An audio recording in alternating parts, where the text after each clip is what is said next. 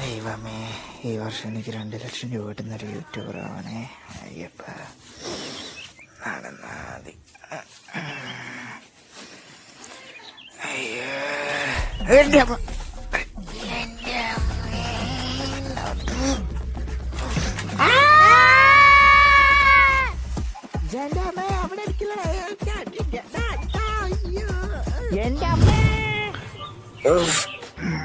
New year ആയോണ്ടാണ് തോന്നുന്നു ഇവരിങ്ങനെ പണിയിരുന്നു.